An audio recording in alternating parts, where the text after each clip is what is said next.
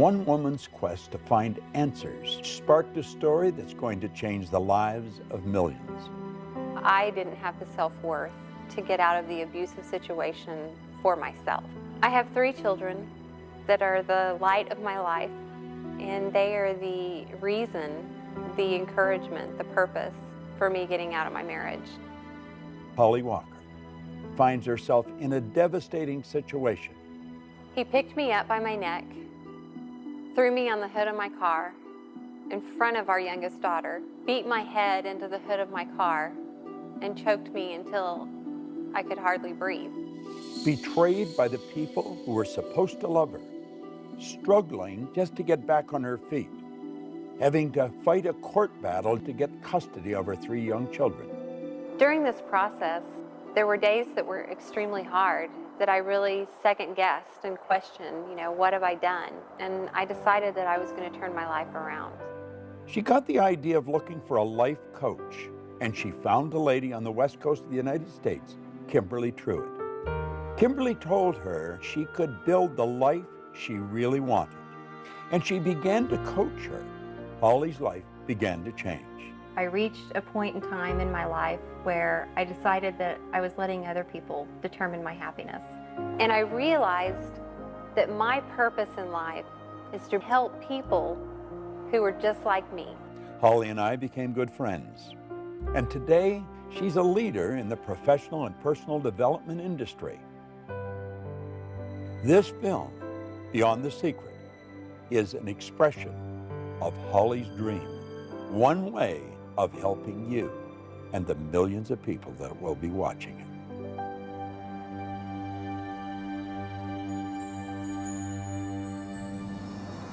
You know, the story that I've just shared with you of Holly Walker is a true story. As a matter of fact, I really played the story down. If you knew the truth about the transformation that took place in this lady, how she went from winning to nowhere and right back up again, you would never wonder whether you could win. And that's the purpose of this film. We want to recommend that you go beyond the surface, really take a look at who you are and what you are. Do you know that there's around 11 million kilowatt hours per pound potential energy locked up in the electrons in the atoms of your body? Phenomenal power. We've got enough potential energy in us to light up a small town for nearly a week. What do you really want? Listen carefully as each person comes on the screen. Listen to what they have to say, because they're going to put a spotlight on something that Holly wants you to hear. But don't just listen to it. Understand it. Listen to it frequently, and then apply it. Life is a magnificent journey. It truly is, but only if we make it that way, and we have the potential to do that. Hi, I'm Holly Walker, and welcome to Beyond the Secret. What's the value of one really good idea applied to one specific area of your life?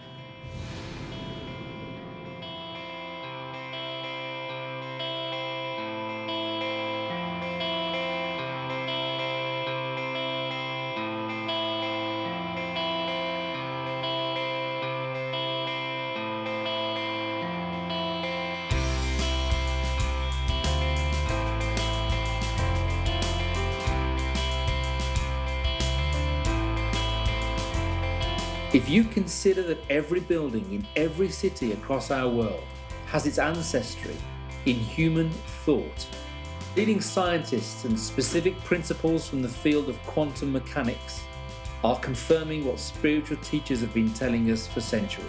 This isn't just wishful thinking. It is a practical application for success in life. And the key that unlocks it is human intention.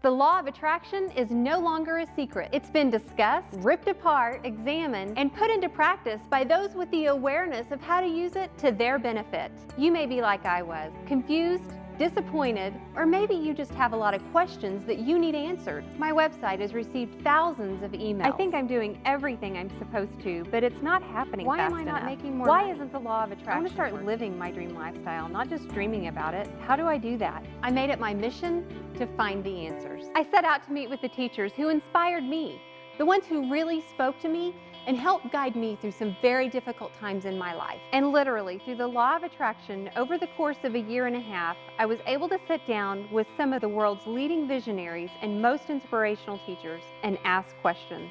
The wisdom that they share in this film is invaluable, and you can use it starting today to change your life. I have heard time and time again, and you've probably heard this yourself, that the law of attraction doesn't work. That's like saying the law of gravity doesn't work. The law of attraction is always working, just as the law of gravity is. Gravity keeps you sitting on a chair and you're not bouncing off a ceiling. But if you use it wrong and walk off a building, you're toast. Well, it's the same with the law of attraction. The law of attraction, though, is a secondary law. The law of vibration is the primary law, and the vibration you're in dictates what you're going to attract. When you're in the vibration of having ideas, everything that's in harmony with having that experience will start to be attracted to you. Like energy attracts like energy. If you're not in a good vibration, you're going to attract stuff you don't want. But the law of attraction's always working.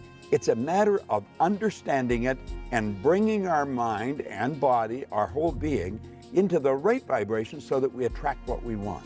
So if you think you're using the law of attraction, but you're not creating the results you want, it's sort of like taking a lamp to an electric plug.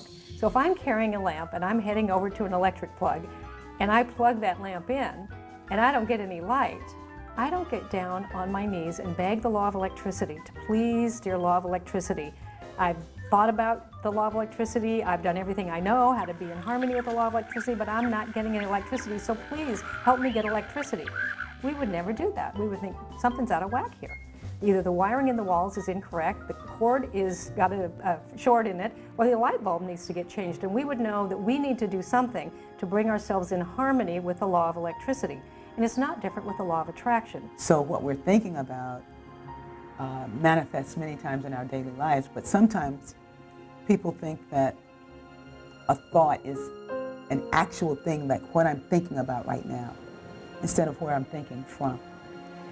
Where I'm thinking from. So thought is more than a thing. A thought is the very essence of our life. Now, just because we don't understand that doesn't mean that you should reject it.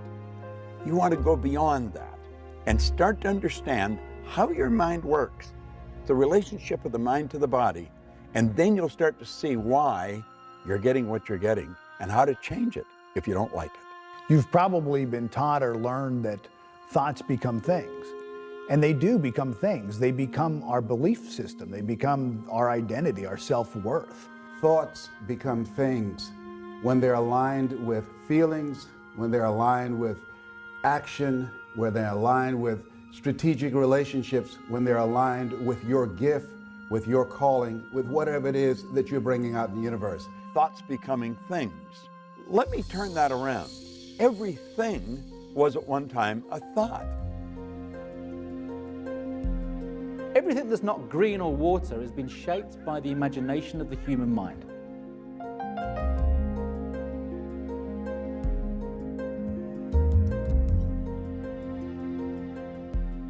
Everything you look at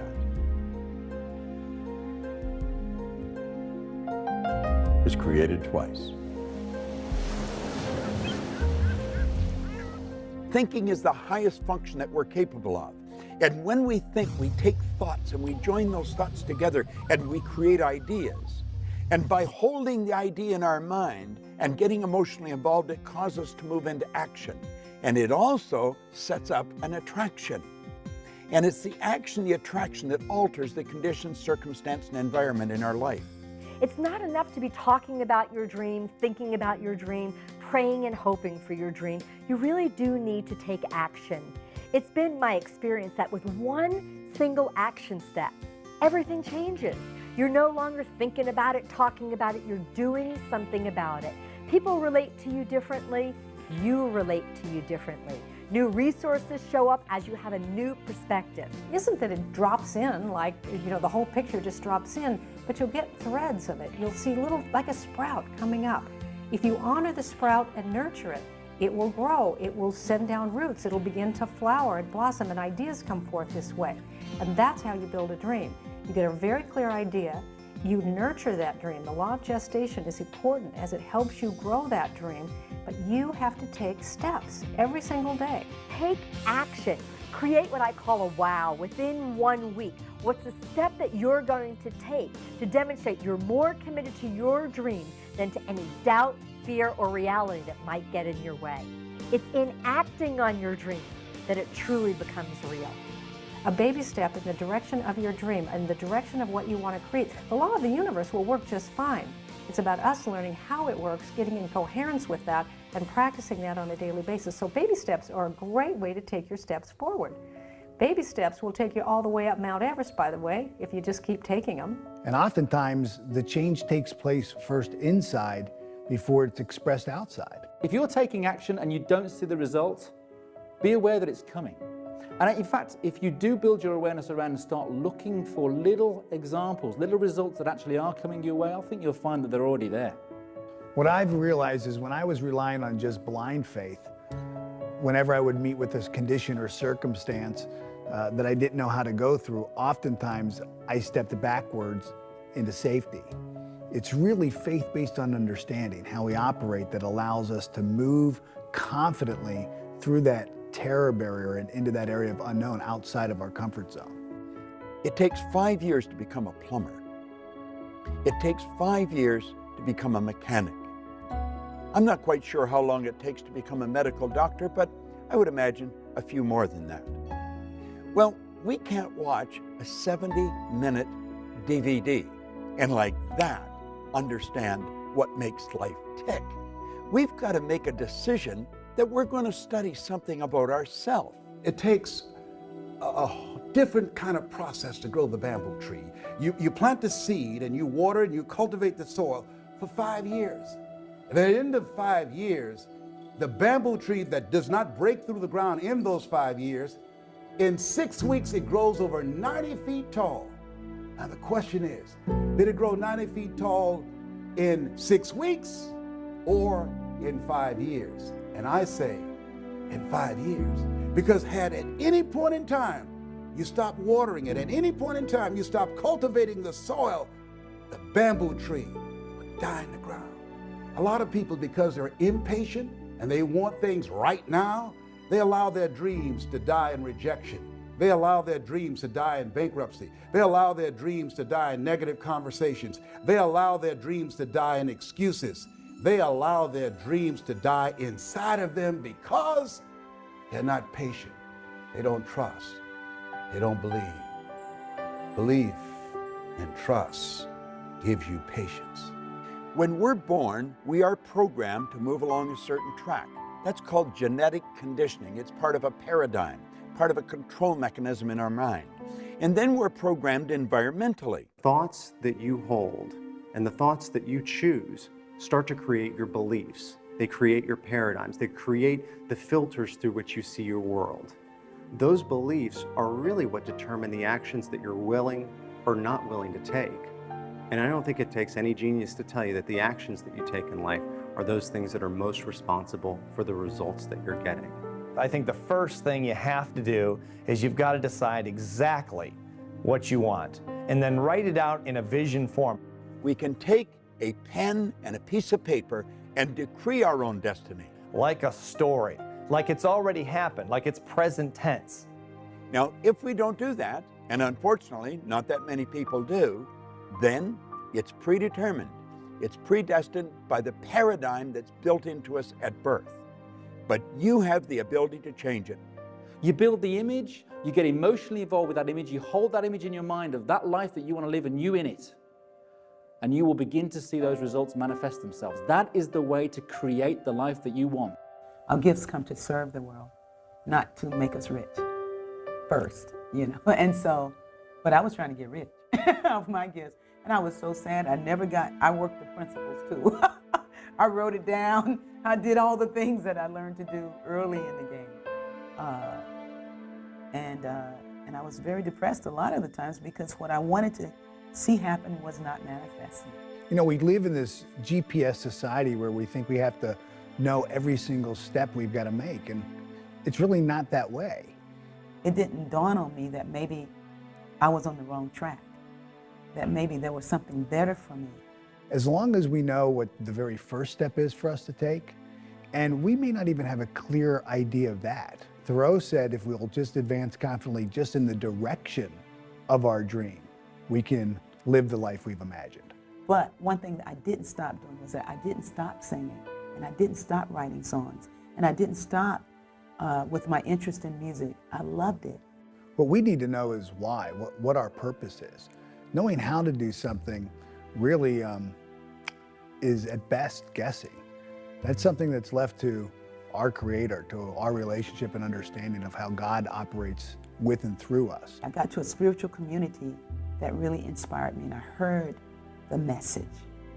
I heard this message that said I was more than my idea of what I thought life was. That there was something greater happening than what my disappointment had said the world was. I was disappointed with the world. I was disappointed with everything. I was pissed off. I was mad. I was cynical, you know, because I had worked the principles, I thought. And I was like, once I really understood what that meant, I became alive again. That numbness inside of me began to thaw. You know, that numbness from disappointment began to really thaw. God never meant for me to be Lionel Richie. Lionel Richie, like Oprah said, Lionel Richie was taken. You know, I was here to be Ricky. Well, what did that mean? You know, what? And then I started writing these songs of inspiration, writing songs about, you know, about love, about God. That's what I came to be. That's what I came to do. I received an email from a woman who got married at an early age, had children, and she's now divorced. She works at a job that she doesn't like to support her family. Her email had so much in common with a lot of others. You feel overwhelmed by responsibility, and it may be true that you do feel stuck. That thinking is the problem. The other stuff isn't really the problem. The thinking that you're stuck is the problem. So I know it's hard to think differently when you really think you're stuck. That's why you want to study this, and that's why you want to get some help thinking differently. Okay, if I didn't believe I was stuck, what options do I have? If I didn't believe that I was going to be stuck for the rest of my life with this, what could I do? The mistakes you've made in the past, you've already paid for. You don't have to pay twice. Start right now. Redefine what it is that you want. Begin to take the steps to the dream job that you do want. And you think into the solution. You begin to think from a believing that maybe there's an opportunity. I don't know the opportunity yet, but just maybe. And onto that parched field of believing, let one little drop of water land and say, if I didn't believe it was totally impossible for me to have a life that was really fulfilling, what could I do? There are people who could say, you know, Les, I made a lot of early mistakes. And because of the mistakes I made, because of those decisions that I made some short-term decisions that had some long-term consequences. And as a result of that, I can't live my dream now. Well, that's all in the past. That's all gone. You've paid for that. Don't allow what's going on right now to define you. Be open to the possibilities. One, of getting some help. Also understand and know and expect things to get better for you. And ask yourself, what is it that you need to do differently? But it takes a mind who's willing to explore, expand, extend, and you can choose to do that. You've overcome significant challenges to be where you are today. Don't give power to the mistakes of the past. That's behind you now. Look at yourself right now. Build on that. Build on what you've brought into the world and what you've overcome, and understand that you can achieve so much more if you just apply what's inside of you. Because it's your life, and you're a co-creator, and you get to choose any life you want to have. But the problem really isn't the problem. The problem is always my thinking about the problem. It's never too late to change your life. It's never too late to make a dream come true. And it's never too late to create a new dream for your life. Ask yourself, where do I want to go from here? Begin to focus on the possibilities. See, whatever you focus on the longest will become the strongest. If you talk about, and I know this from my own situation, I talked about, well, I don't have a college education. Well, I was labeled educable mental retarded. Well, I'm adopted. Well, I never worked for a major corporation. All of the things that I focused on, that became the dominant story in my mind. When I began to flip that script and I became convinced in my spirit that what I had is enough. What you have is enough. Where you are right now, that's enough. That's all you need. If you have the faith of a mustard seed, if you hold a mustard seed in your hand, you can't see it. You don't have to have a whole lot. It is absolutely pertinent that you have a dream. If you don't have a dream and you're taking action every single day, then there's really nothing that separates you from a hamster running around in a wheel. Yeah, you're getting a lot done, but you're moving nowhere. The dream is what gives that action direction. I would really like to believe what you're telling me, Bob, but I feel stuck. By the time I get home and get the kids to bed, I'm beat. I'm in hock right up to here. I don't have the money to really buy some of the things or attend some of the programs you're talking about. And quite frankly, I'm tired. I really don't know how to make it work. What is something that I know I could do, know I should do, and know if I would do, it would move me closer to my dream? Now, I'm not asking that you're going to have an answer that's going to make this big quantum leap. What's just the first step? I have a friend who does a seminar called How to Earn Over $200,000 a Year with Your Eyes Closed. Mike Jones out of Philadelphia. He's been blind since he was 10 years old. Tawana Williams, she wrote a book called Unarmed But Dangerous. She's the president of her own corporation. She was a 10-year crack addict, a single mother, and she was born without arms. Oh, what's your excuse? I say you're bigger than your excuse. Stop focusing on your reality. Start to ask yourself, how do you want your life to be? And then take action steps to prove that you're not just talking about it. You're not inspired. And you're not inspired because you don't have a goal. You have things you want that you wish for. You're being controlled by what's going on in your outside world. Your external circumstances are just a mere reflection of your internal circumstances. I've gone into prisons. I've seen people that were stuck beyond what you could believe, and I've watched them change. There is a way, but you've got to have a reason, and it's got to be a good one. It's got to be something you want. And not all dreams need to be Mother Teresa dreams. We're lucky that there are people in the world that do want to make the world a better place. But your dream of spending more quality time with your family, your dream of being paid well for doing something you really love, your dream of being healthy and physically fit, these are really important dreams as well. Looking at the world as unlimited in possibility, looking at your life as an unlimited set of possibilities, and waking up every day in a state of gratitude. And that's not, I don't mean gratitude is going to do it for you. I don't mean gratitude is going to lead to action, but it puts you in the right frame of mind to really invoke the law of attraction. So it's your emotional involvement that alters the vibration and sets up the attraction. The number one step you need to take is to fall in love with what it is you want to be, do, or have. Just repeating something isn't going to do any good. You've got to mix it with feelings of emotion. You've got to internalize it. You've got to become the actor. You've got to live the part. It's not just a want or a wish or a desire, it's an all-consuming obsession. You do it frequently, it'll become a habit. You must be emotionally involved with whatever you want, or nothing's going to happen. There was a woman I know, a young mom, 2 kids. She was a single mom, had dropped out of high school, didn't have an education. The father of the children had been long gone and there was no child support. So she was working 2 jobs. She worked at a local fast food restaurant and she took in laundry and alterations at night to earn enough money to support herself and her 2 kids. She lived in a very small 1-bedroom apartment and it was $500 a month for the rent, and it was all she could do to just squeak by. And then she heard about these ideas, and she thought, well, if I had a dream, what would my dream be? And at that point, she thought, I would love to have like a place we could live that would have 3 bedrooms where we'd each have our own room. But how would I do that? I mean, she was barely getting by on being able to earn enough to pay the $500 a month. So you need to build a very clear image on the screen of your mind, in your consciousness, of you in the role, in the life that you want to live.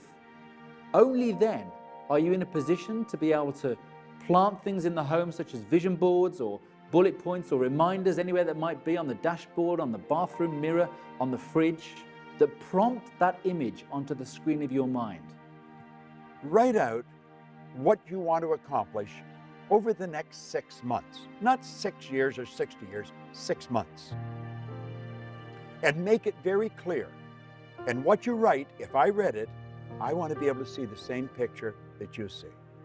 That what she really wanted was a small place with a fenced backyard, so her son, who was 7, had longed for a dog, to have his own dog. There would be a fireplace so that they would be warm in the winter. And she described the kitchen when she wanted a window over the sink, because she was so tired of doing dishes and looking at a blank wall.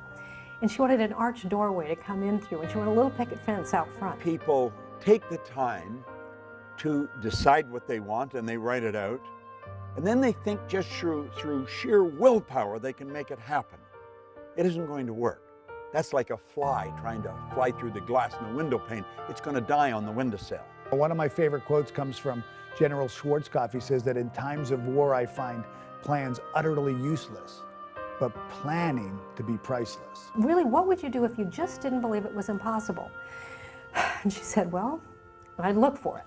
If that's exactly what you do if you didn't believe it was impossible. Go look for it. And she said, well, I found exactly what I'm looking for, but I don't feel any better. I actually feel worse. I found this little house. It needs a lot of work. It's got hardwood floors need to be refinished, and the cupboards need to be redone. But there's a window over the sink. There's a little fireplace. There's no grass in the backyard. But there are 3 little bedrooms, and the picket fence needs. And she said, but now I just feel worse. And they said, but if you didn't believe it was impossible. And she said, I don't know how this works. This can't be work. You know, I just feel worse. And they said, do this. If you didn't believe it was impossible, what idea could you get? What if time and money were not issues? What if you had the support of the people around you? She says, well, you know, they want $900 for this. That's like twice almost of what I've been paying. I can't do this. I said, but if you didn't believe it was impossible? And they said, just stay in the question. If I didn't believe it was impossible, what would I do? And here's the action part of applying the law of attraction, is that you take a step anyway. In the absence of knowing everything, you take a step anyway. It's a baby step. And you have to stay in the inquiring mind. If I didn't believe it was impossible, what could I do? What could I do? The imagination is going to cause the universal mind to start bringing you what you need and when you need it. And she got an idea. And the idea was to write the landlord a letter and tell the landlord about herself, about her children, and what she would do for that house if he would rent it to her for a year for $500 a month. How she would refinish the hardwood floors, how she would redo the cabinets in the kitchen, how she would plant the grass, how she would put in some flowers, how she would paint the picket fence. And if he would supply the materials, she would provide the sweat. She wrote a beautiful letter, and then she signed the letter and she put it in the mailbox. When we're really expecting the good to come into our life that we're hoping for, we don't ask, where is it? And you must expect it. Desire without expectation is flawed. You have got to expect the good that is coming into your life. Expectation is born of belief. You have got to believe it, because if you don't believe it, then you're wishing a fantasy. Finally, 2 weeks later, she got a phone call. It was the landlord, and he says, I don't know why I'm doing this. I've had your letter on my desk for 2 weeks. I've got 2 full-price offers.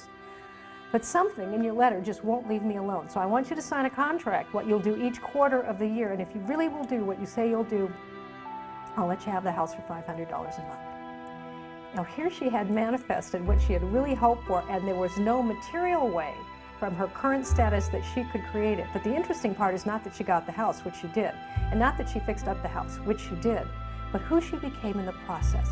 Because she began to discover herself as someone who could create, as someone who could have a picture and not know exactly how to do it, but apply the laws of the universe and stay in the mind that says, if I didn't believe it was impossible, what would I do?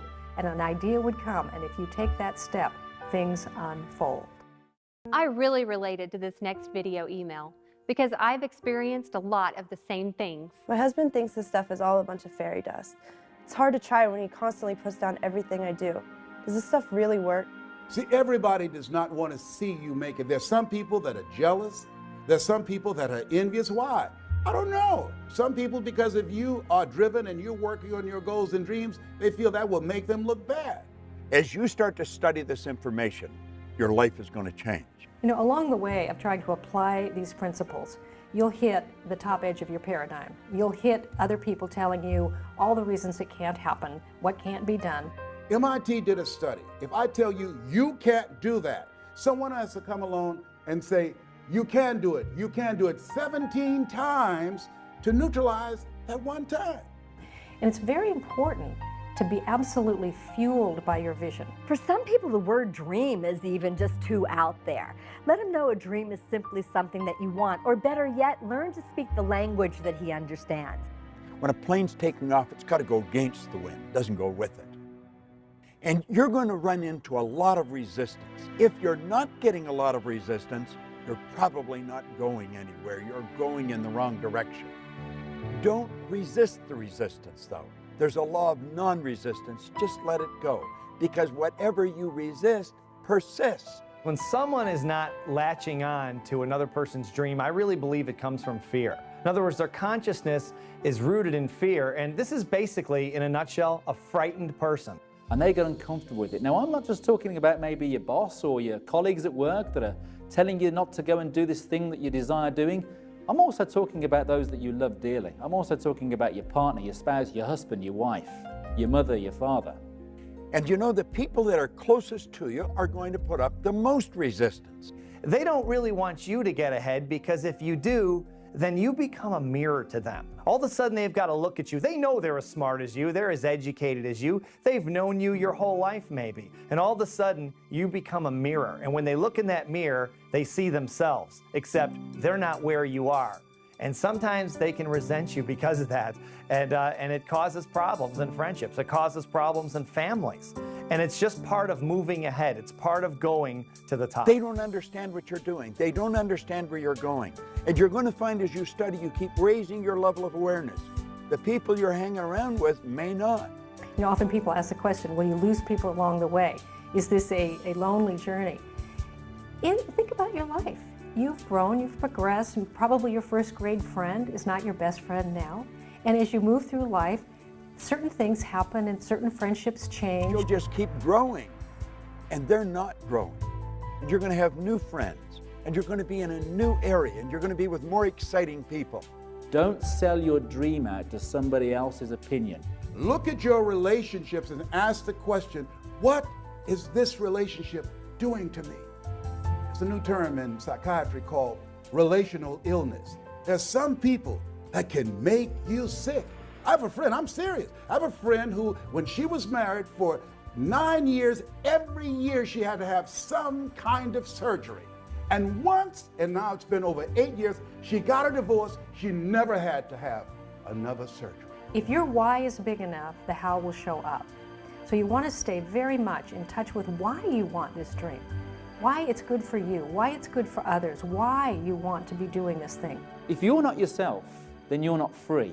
You shouldn't be the person that your wife wants you to be, your husband wants you to be. You've got to be you. And by being you, you will be the wife that you want to be, the husband that you want to be, the employee you want to be, or the boss that you want to be. Because if someone else raises their eyebrow and says, really, you think you're going to do that in this economy? You think you're going to do that with your education? You think you're going to do that? It can be difficult to stay fueled up in your passion. They don't understand what you're doing. They are in the comfort zone.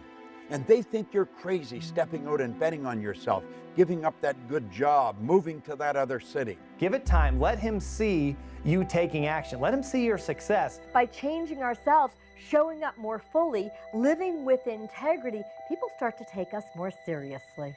Well, Les, can I change him? No. It's a full-time job changing yourself. I wouldn't try to change your husband. What I would do is I would do what you can totally 100% control, and that's your actions. 9 out of 10 people will die rather than change. That's how difficult change is. So you can't change people. Change yourself. You know, often it's the people that are the closest to us that might have the hardest time believing for us. He doesn't think you can do it, not because you don't have the talent, but just because it's not within the parameters of his belief system. So some of the closest people to you will not be able to see your potential. They will not be able to see your spirit. They will not be able to see what you're really made of. They see their snapshot picture of you and actually have an investment in you staying as you are because they're used to you this way. There are two types of relationships. There are nourishing relationships. Those are relationships that hold you accountable. These are relationships that challenge you. These are relationships that you can grow from mentally, emotionally, and spiritually. They stretch you. And there are toxic relationships. These are relationships that drain you. These are relationships that are very critical of you. So you want to surround yourself with people who can believe even when you can't believe.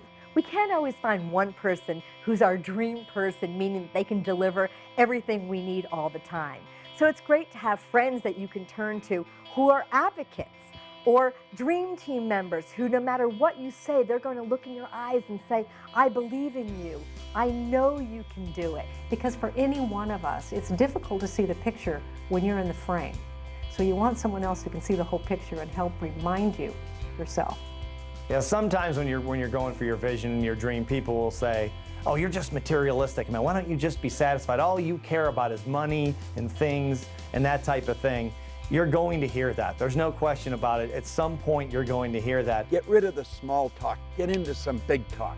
Stretch your mind.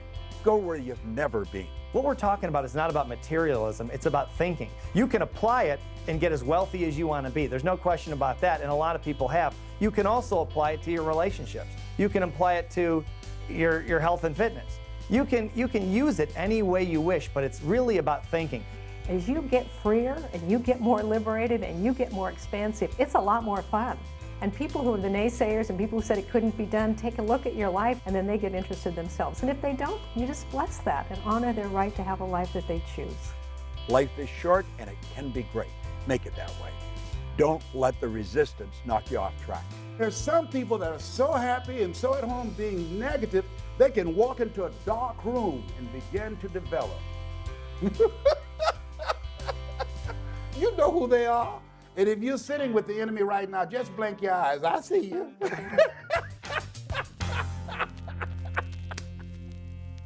This video email is from Laura, and she is like so many of us. She doesn't like change. I hate change. I'm not happy with my life, but making huge changes seems way out there, and I don't want to end up being laughed at if I fail. You know, if we'll be open to a new idea that maybe change can lead us to the growth that we really want in our lives, to a completely new who we are, a redefinition of our purpose in life, a full realization of our potential, then maybe change doesn't become this thing that we have to struggle with or wrestle with. Most people live their lives completely at the whims of the circumstances around them. It's easy to get comfortable in a life that isn't really that comfortable because we're used to it. Get out of the comfort zone. Do you know, if you're comfortable where you are, you're in a bad spot. You know, I was very corporately conditioned. I was programmed to go into work every day, to earn the salary check, and the thought of not having that salary check, the thought of not having that company car, the thought of moving out and doing my own thing scared me witless. It kept me in that place for 4 years beyond when I should have gone. Don't settle for comfort. Life is too short. It can be a phenomenal trip. Don't give yourself permission to continue to be where you are. Give yourself permission to grow. Give yourself permission to reinvent yourself. Give yourself permission to take your life to the next level. When people say to me, I'm scared, I know where they are. Because you see, we're controlled by our conditioning. We're controlled by our paradigms. And they will keep us gripped because they don't like change. Status quo is their business. Being comfortable is not a good place to be. And unfortunately, most of us were encouraged to get there. Just get enough money to pay your bills and everything's going to be great. People who live lives of greatness are willing to be uncomfortable in the interest of growth. They're willing to stretch a bit. They're willing to be in some uncharted territory. It's when you're uncomfortable that you're growing. It's when you're a little scared. You're excited and scared at the same time. And that feeling at the conscious level is worry. At the subconscious level is fear, and in your body is anxiety. Now understand what this message is from your mind. Your body is just an instrument of your mind. This is your mind's way of telling you that you are about to grow. It's when you're going after something, you have no idea how you're going to get there, but you've got to know you're going to get there. It is not your mind's way of telling you that you cannot achieve what it is that you're about to do. You have infinite potential. Step out and bet on yourself and keep going until you reach a point of discomfort. Then you know you're growing. A 100,000-mile journey begins with the first step. You take that one step, you'll find that the next step will become clear to you. And then the next step. And before you know it, things will have changed like that. Now, if that's not something that you like or want to do, then you get to have the life you want. And you can stay stuck as long as you want. It's your life. But ultimately, if you notice, you might get really tired of feeling hemmed in, closed down, shut in to a life that is very repetitive. Some people live 90 years, some people live 1 year 90 times. The beautiful thing about being who we are is we have the ability to make choices. J. Martin Coe, in a little book called Your Greatest Power, said that is your greatest power. It's the power to choose. Every day I wake up, I make up my mind, today's going to be a great day. And you know something? It is. If you learned to walk, you had some disappointment. You saw a toy across the room, you wanted to go get it. You stood up and you fell down, and you stood up and you fell down, and you stood up and you fell down, and you never once, when you fell down, went, that's it, I'm just not meant to be a walker. No baby does that. But as adults, we get older and we start thinking we're smarter than that. So we fall down in love and go, that's it, I guess I'm not meant to have love. I don't want to be disappointed and hurt again. We fall down in money. We say, oh, I guess it's not for me to have abundance. It's not about that. It's about a willingness to have some stretch goals. And you are going to fall down and you are going to have some disappointment.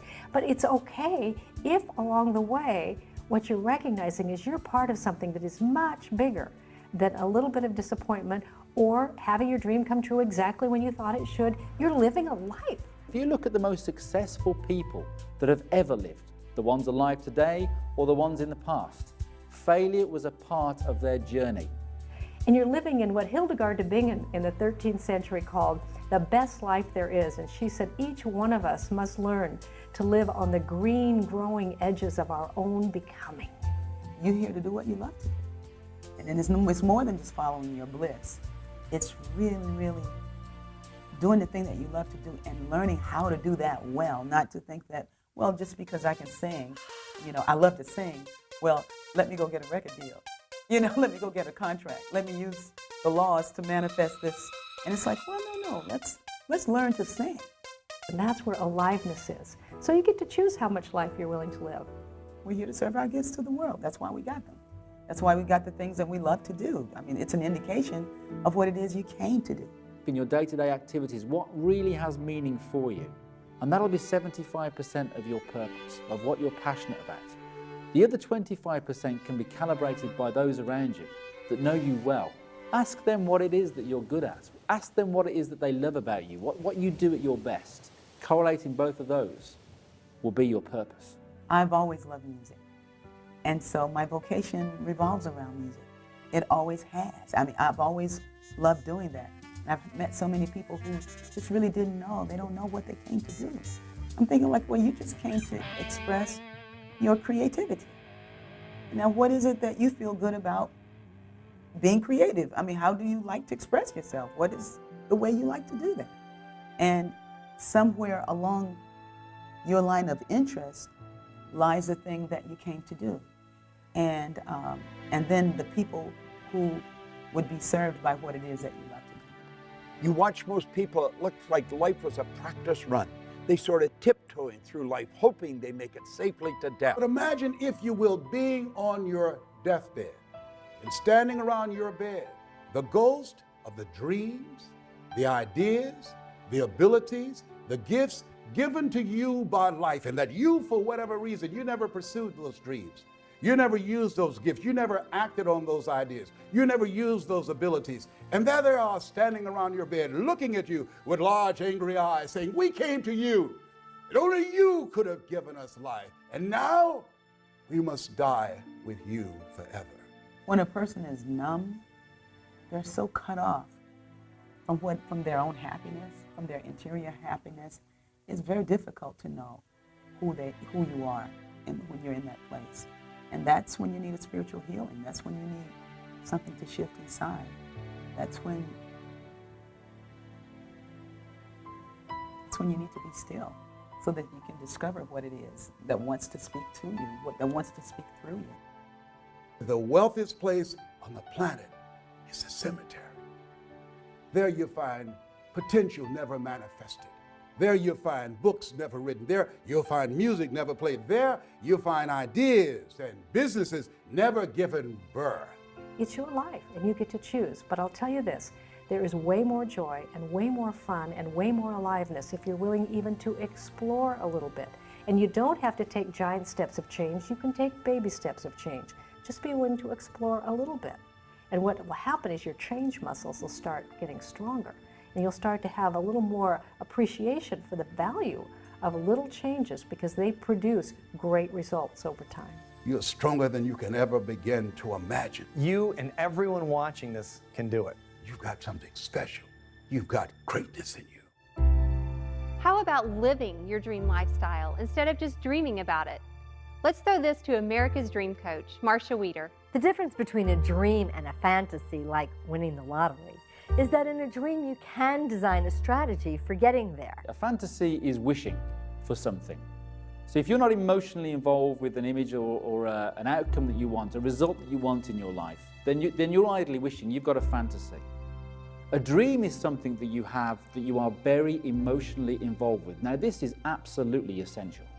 In winning the lottery, short of buying a lot of tickets and doing a lot of hoping, there's nothing that you can do to make it happen. Get pictures of where you want to go, put it on a vision board, and inundate your consciousness with these images, because the brain works in images.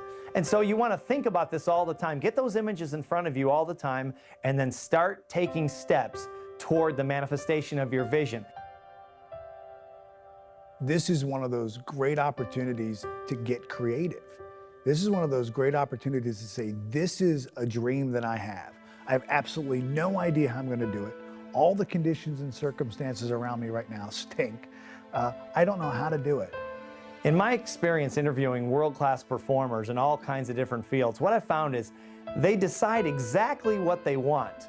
They put a vision together and then they share that vision of where they want to go with as many people as possible who can help them. It's funny that the shortcut step is to share your dreams, but the truth of it is, most of us don't want to. Let's face it, if I tell you my dream, you might laugh at me, or you might think my idea is crazy. Worst case, you might steal my idea. But the number one reason why I don't want to tell you my dream is because if I tell it to you, you might expect me to do something about it. If you desire an outcome, it has a massive impact on the likelihood of it happening. Where are you going to get the time? And where are you going to get the money? Get a support team to help you. A support team is really just a group of people that when you get down, when you get tired, when you get frustrated, they say, you can do it. I believe in you. Keep moving forward. You're on the right track. The number one way to experience greater ease and shortcuts on any dream is to share your dream with other people. You find people who have done what you want to do, and then you enlist them on your mentor team. You call them up, you find them, you use your contacts to get to them, you do whatever it takes to get to them, and then you ask for their help. And the crazy thing that I've found over the years is, as I've done this for many times, is no one's asking. No one's asking these people, and more often than not, at least in my experience, they're willing to help. I think we ought to have a close group of associates that we can brainstorm with, we can mastermind with, and of like mind. And we know that they would do anything for us, and we'll do anything for them. The only reason that you're listening right now, feel me in your heart, because there's something in you that's demanding that you come up higher. And you've got to answer the call. But what if I fail? But what if everyone's right? But what if it really is a bad idea? But what if I don't have what it takes? I think you're going to lose belief. I think every great performer along the road to manifesting their vision loses belief. You may hear that they don't, but I've worked with a lot of them, and I think all of us have. We've all lost our belief at some time, and then there's a support system right there to pick you up. I remember when I was building my speaking business, and I just wasn't going anywhere with it, and I would talk to my parents, I would talk to my wife, Dawn, and they would say, without any question, when I was down, they would be there to say, you can do it. I know you're so close. You're going to break through. You're going to break through. And it would give me just enough courage, just enough mental toughness, if you will, to hang in there one more day and one more week until it finally broke. We all need help. We all need support along the way. Get up and get going. I've lost everything 2 or 3 times. Never slowed me down. 8 out of 10 millionaires have been financially bankrupt. So what? You can come back again. Willie Jolly, motivational speaker and author, said a setback is a setup for a comeback. You have comeback power. I found, and I think you're going to find the same thing, is that dreams are contagious. The secret here is to separate out what is your dream and what are your doubts and fears about it. The bottom line is, which one are you more committed to? Your dream or your doubt? Your dream or your fear or your reality? Prove that you're more committed to your dream by taking action. To become that person that you know in your heart of hearts that you have it within you. In the current economy, businesses are facing tough times. I've talked to business owners and individuals with small companies, and basically they all have the same question. My business is hurting. We're making cuts, laying people off. I feel like I've done about everything I can do. I know that, sometimes in a tough economy, you make decisions that end up being more courageous than others, and maybe I should be more aggressive. I really am just looking for some direction. The nation's foreclosure crisis is centered in 4 states, but taxpayers across the country will feel the pain of bailing in America continues to spiral downward. The Dow Jones dropped another 300 points. Foreclosures reached an all-time stock market high. plunged today. The Dow is tumbling once again. Just this week, information was released that 2.3 million American homeowners faced the loss of their homes last year. We are being inundated today with economic information, the likes of which probably most people alive have never heard before. You have been given the God-given ability to create your own economy. And that's what you want to start to do. Quit listening to all these terrible news broadcasts. Does that mean that the economy is not in bad shape? It doesn't mean that at all. But if you study history, it's when things are at their worst that they're actually at their best. That is one of the laws of the universe. It's called the law of polarity. You've got to train yourself to look for the good in it. Go back and study during the Great Depression of the 30s. Do you know there were people earning millions of dollars, businesses being built? Not everybody went out of business. Some people went into business. This is a phenomenal time. There's great problems. There's great solutions in every one. Study it. Bring your mind to bear on the good side of what you see. I think what you can do right now is be open-minded to a new idea. Understanding that the way that you've always done business may not be the way that you're always going to continue to do business. One of the great books, The True Believer, written by Eric Hoffer, he said that in times of change, it's the learners who inherit the earth.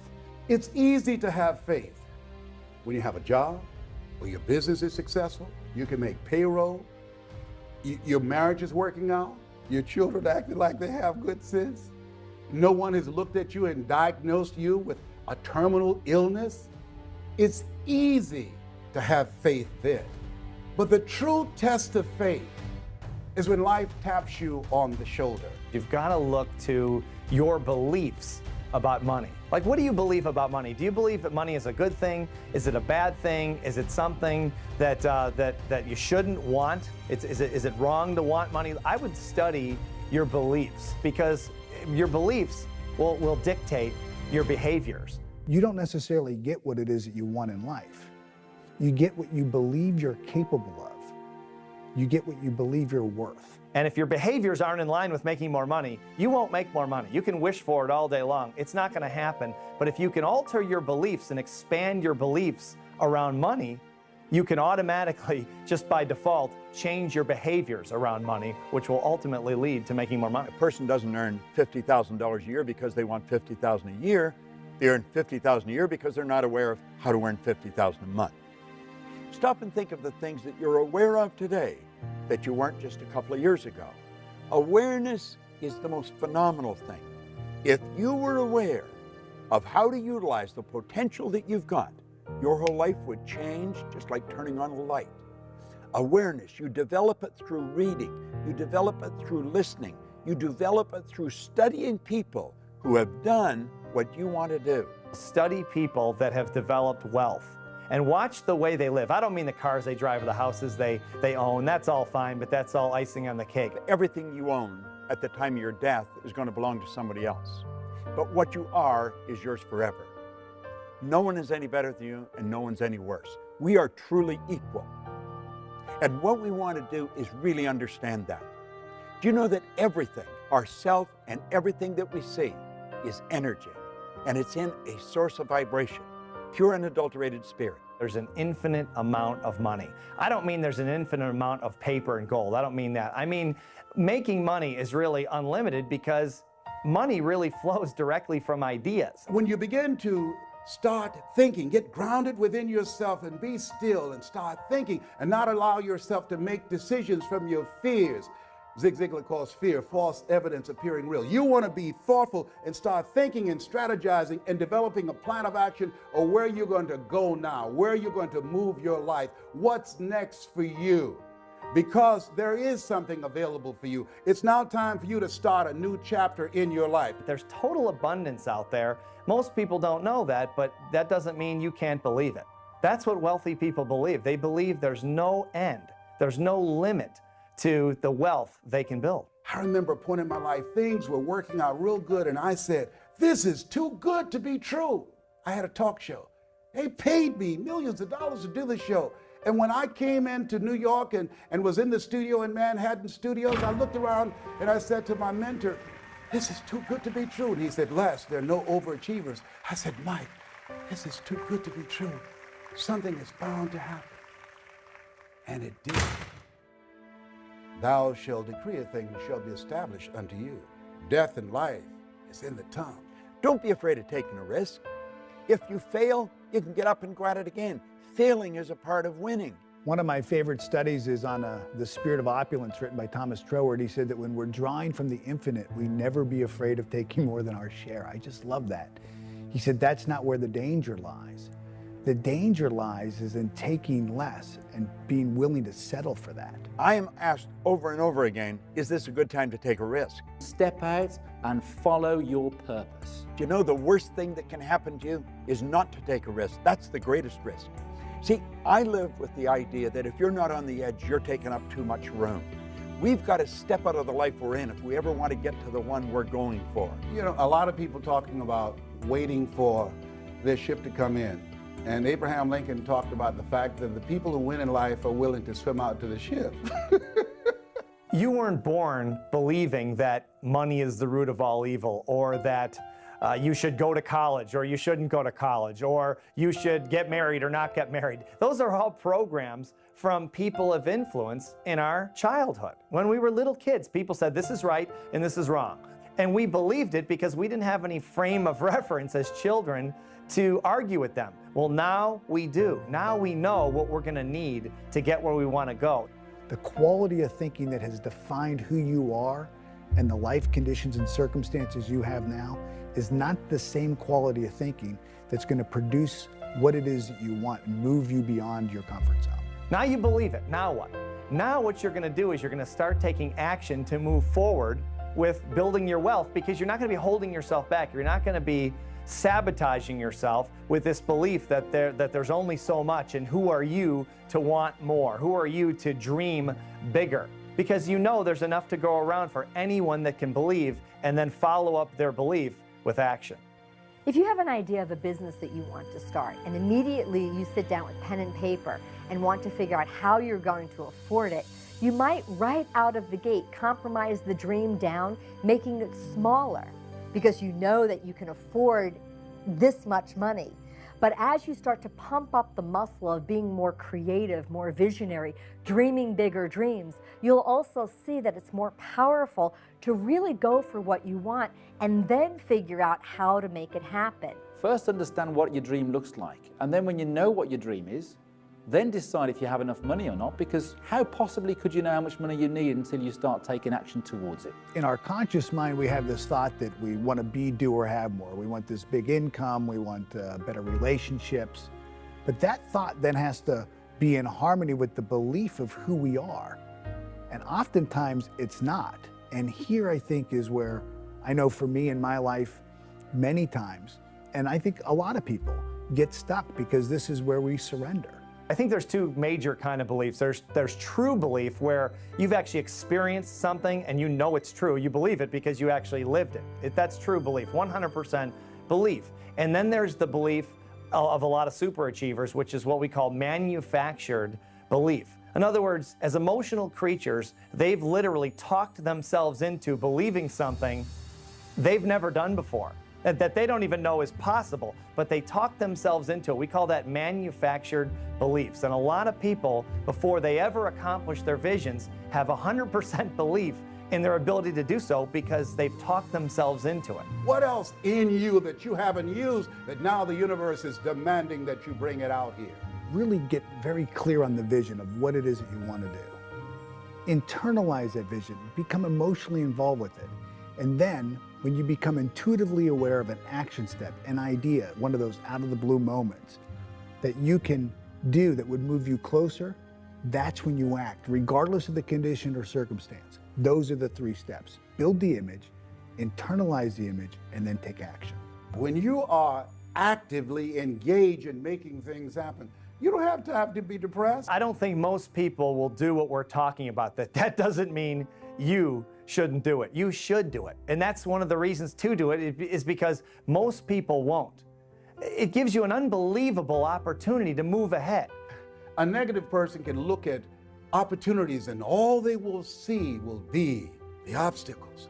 But a positive person, the person who has an optimistic view of life, they can look at the obstacles and all they will see will be the opportunities. And everyone could do it, but chances are they won't because of all that lack and limitation programming. Years, and if someone is 30 years old, chances are they have 30 years of lack and limitation programming. That's a lot to overcome. So most people probably won't do it, but you can do it. All you have to do is take the steps now. Take the steps starting today. Forget the past. It's over. Most people don't realize the 40-40 plan is gone. This is the era of the 3 C's: accelerated change, overwhelming complexity, and tremendous competition. The 40-hour-a-week doing the same thing for 40 years, that day is gone. That was a domestic economy. This is a global economy. You will have, if you're just getting into the job market, at least 5 careers before you're 65. This is a time you want to be creative. This is the age of what Ralph Waldo Emerson calls the age of self-reliance. You want to be creative. What are the various things that you can do that you're not doing right now? Today, as Robert Schuller would say, you either expand or you are expendable. Be creative. Start thinking, what is it I can use my talents and abilities for? I think if you'll start to focus on how you can rather than why you can't, you're going to find that not only is your business going to grow, but the people in your business are going to grow. Your success or failure in life is directly related to the quality and the quantity of the service that you provide. And as you're looking at yourself, whatever area you decide to get into, just make up your mind. You're going to be creative and relentless and disciplined and innovative, and that you're going to provide more service than you get paid for. You and hundreds of thousands of other people find themselves in a very similar position. One thing we do know is that change is inevitable. The way that we've always done things isn't always going to work in the future. What are your assets? What are your gifts? What are your talents? What are the things that you can do right now where you are with what you have? Chances are the conditions and circumstances for you right now are not conducive to you making this big change in your life. You have to find the yes people in your life. You have to find the yes conditions. You have to find the yes circumstances. You want to be connected with like-minded and like-hearted people. people who you trust and believe in, people who are moving in the direction of their dreams, people that can inspire you and that you can inspire them, people who can help you to open some doors that you don't see right now, people that can help you go to the next level. You want to be connected with people that are on the way rather than in the way. When you've got enough money, you can do what you want, when you want, with whom you want, for as long as you want, and you don't really ever have to be responsible to anyone else. You're never beholden to anyone else unless you want to be, unless you choose to be. It gives you the ultimate freedom, which is the freedom of choice. If you're going through hell, don't stop. Keep moving. In Napoleon Hill's book, Think and Grow Rich, he brought out a very, very important point. He said that an educated person is not necessarily a person with an abundance of general or specialized knowledge. He said an educated person is a person who has so developed the faculties of their mind that they can acquire anything they want or its equivalent without violating the rights of others. Our education system is nothing more than a system that memorizes data.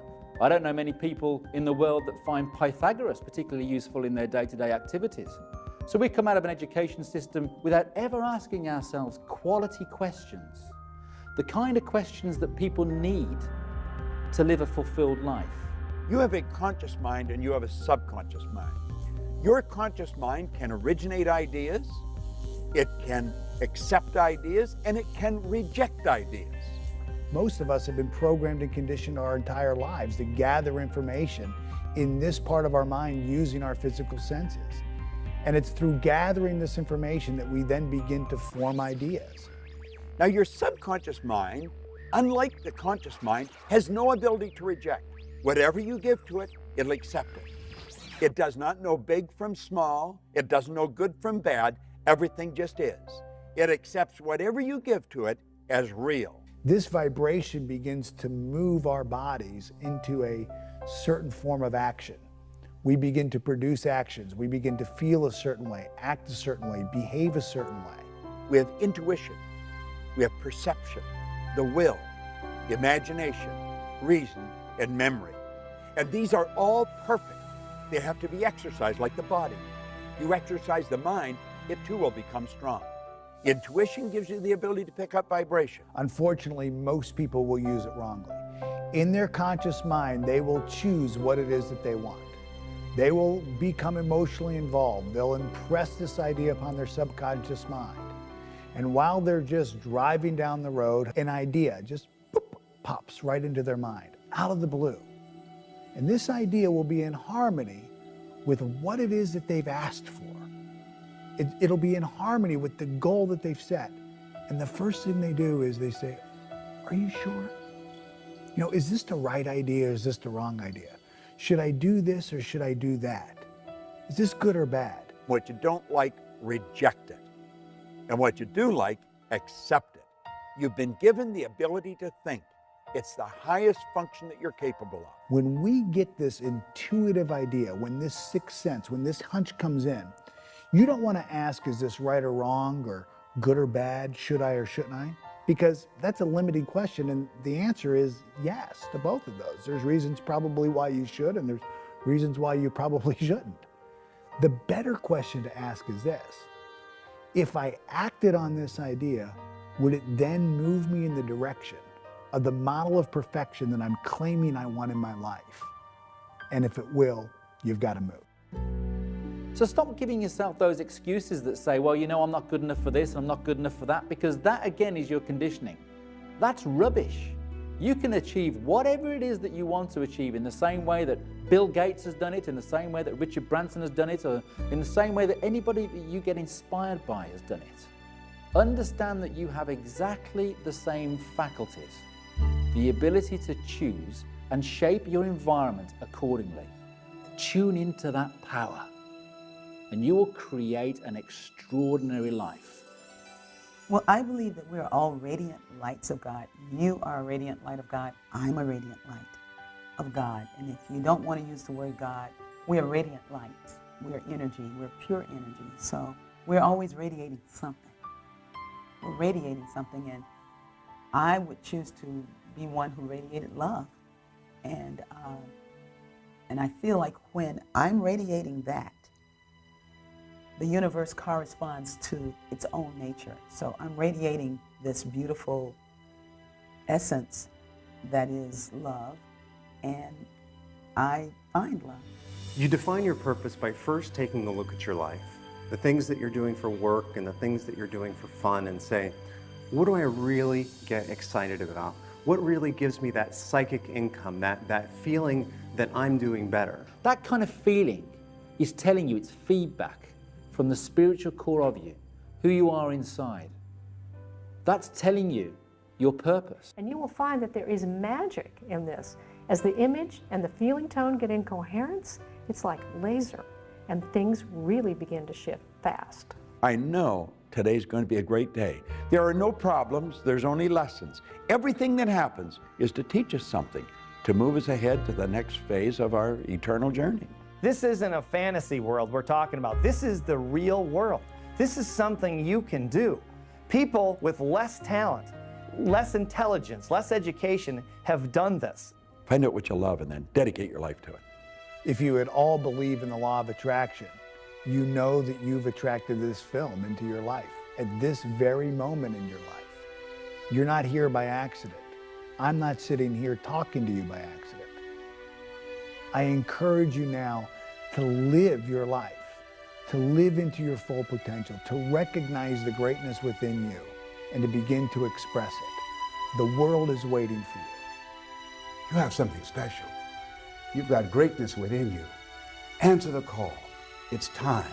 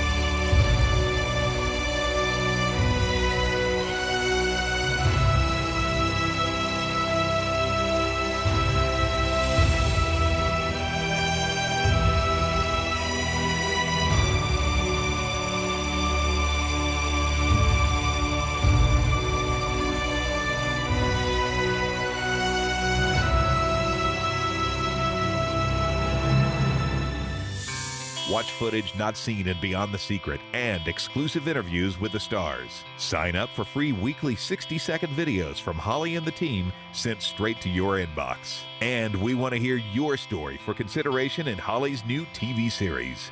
Click it on LifeSuccessTV.com.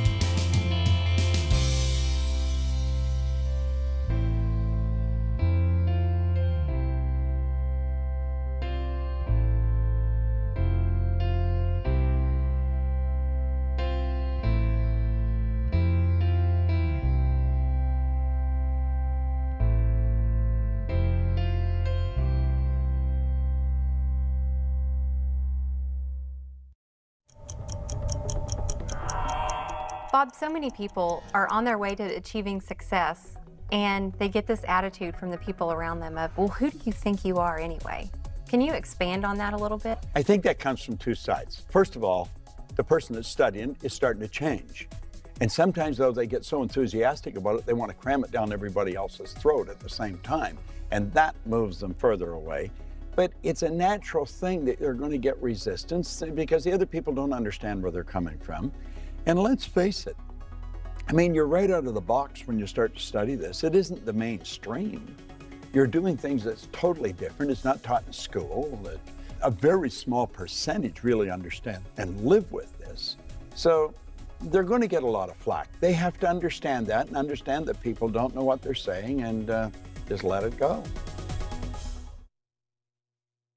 If something's going wrong, it has a tendency to hold your conscious attention. Emerson said the only thing that can grow is the thing you give energy to. What we've got to do is stop ourselves just flat and say, wait a minute, I don't like that. What would be the opposite to that? And then write out what would be the opposite and then keep repeating it like a mantra if you have to. But we have a tendency to focus on what's wrong.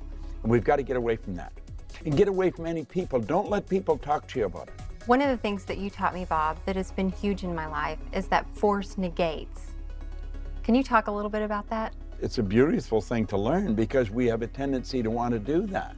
If something won't work, we're going to jam it. It won't. Force negates. Let is the key word. We let things happen. Now, that doesn't mean we don't give it lots of energy. But force is not a good thing.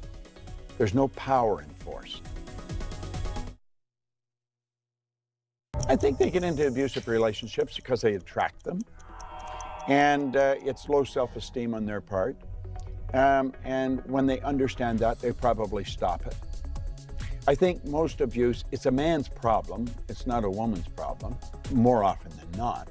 And I think if a man sees another man being abusive verbally or otherwise, he should let him know that that just isn't going to fly. You know, you're not going to put up with it and put a stop to it. But the person stays in. People do the thing they fear the least.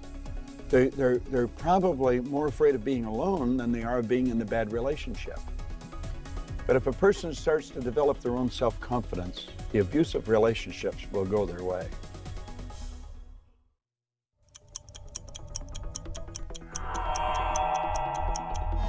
How does someone make more money, Bob? If people want to earn a lot of money, they've got to understand they have to have multiple sources of income. You cannot have one source of income and become extremely wealthy. Or if you do, I don't know what it is. But with multiple sources of income, anyone can become wealthy. So it's worth studying, and it's something we should understand. Now, when we talk about multiple sources of income, we're not talking about multiple jobs. That's what I thought it meant first, and I had 5 jobs passed out in the street. No. A source of income is where you provide service and you receive a reward. Working happens to be the worst way to earn money. We shouldn't work for money. We should be working for satisfaction, something that's meaningful. You provide service to earn money. And of course, if you want to really learn how to do it, study it and it'll happen. Find somebody that's doing it. I'm doing it. I help people study it. You can do what the most successful people do in terms of financial success, and they look at the profit centers. They look at what makes the most money in the shortest amount of time. I mean, I'll give you an example. One of the best pieces of advice I ever got was from a gentleman that owns a $300 million real estate empire. And he said to me, I said, how do you run such a big company? Because I've just never had that many employees but I've never had that kind of success either. How do you do that? And he said, it's real simple, Steve. I come into the office every day and I ask myself one question. What makes me money the fastest? And then I do that. And then the second question is, what makes me money the second fastest? And then I do that thing. And then third and fourth and fifth and so on. And he says, and that's how I built the $300 million company from scratch. He said, most of my competitors are focused on all these peripheral things that really don't add to the bottom line. He says, I don't do that. I focus on the profit. That weight loss model, we're in problem-solving mode. There's something we want to get rid of, and as soon as, I might diet and exercise, and then as soon as the scale shows that I've lost a couple of pounds, I'm back on the brownies. So it's not an incredibly powerful way of living life. I do find that it's I see people have better results when they're honest about where they are, we'll call that their reality, but more committed to the dream of where they want to go. Let's take the big dream, break it down into projects that you can easily accomplish in 1 month or less. It's a short enough period of time where you can stay passionate and excited, but a long enough time where you can see a result. If we don't see results, we're going to give up. One of my missions in life is to change the way that we think about and talk about our dreams. So instead of it being, gee, maybe someday, it's like, this is what I want and this is what I'm going to do to prove to myself and the world around me that I'm serious about it. I almost don't care what it is that you're doing, as long as you're doing something every day to make the dream happen.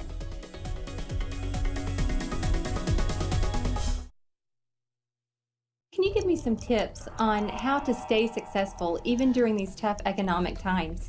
Especially in tough times, one of the keys to staying mentally tough is staying around people. And getting around people and maintaining friendships and business contacts of people who are more mentally tough than you are. And then just exposing your consciousness to that type of thinking. Most people aren't that mentally tough, so if you've got contacts, if you have associates, if you have friends, business partners who are mentally tough, and you get around that on a day-to-day basis, you'll see that there's very little attention paid to details that don't add to the bottom line. And so you try not to get distracted with things on the outside. A lot of people are distracted by things that people say, the economy, the stock market, all the different things going on around them. But the mentally tough stay focused. They keep their concentration right on exactly what it's going to take to get to the next level. And they don't let outside circumstances really impact their thinking.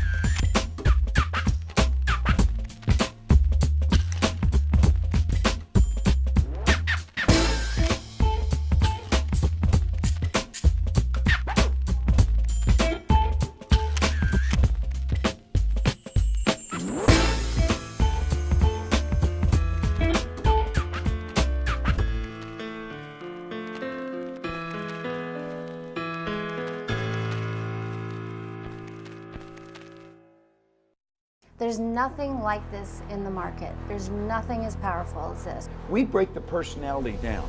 We show them how the mind functions. We show them the relationship of the mind to the results.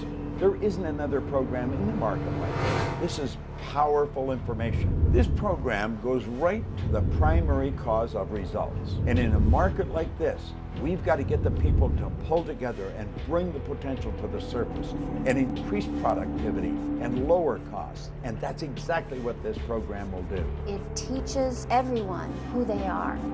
And once they understand who they are as an individual, within a group, within a company, then they know how to bring more of themselves to the table and get the results they want. Changes their perception, changes their paradigm, changes the bottom line.